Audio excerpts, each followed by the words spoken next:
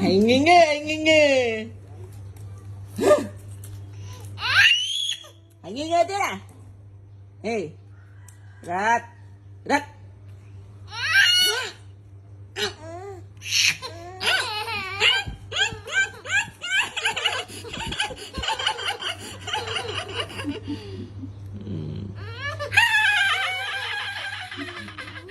Bậy với mầm bậy gì?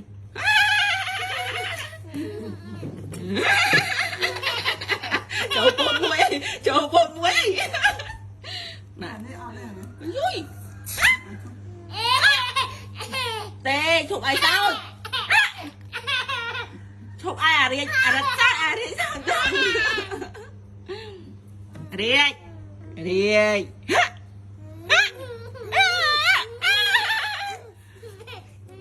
anh chọt 12 nữa ê chọt con tại nè hả chọt con tại vào đây nè ui xì phụ đang chớn à tôi bánh ngoan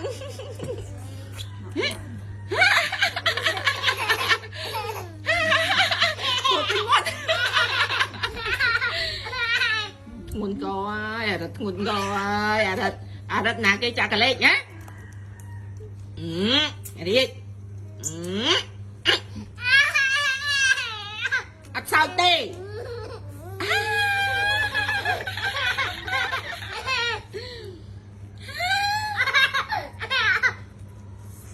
no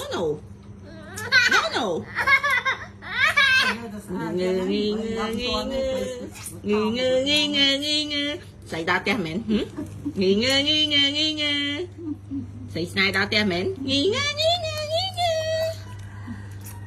bye bye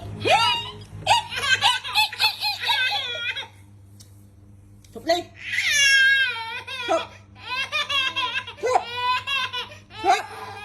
đi chụp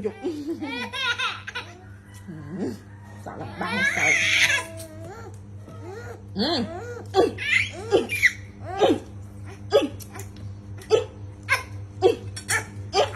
tao phải thơ tàn tại sao vậy sợ chứ bị xỉu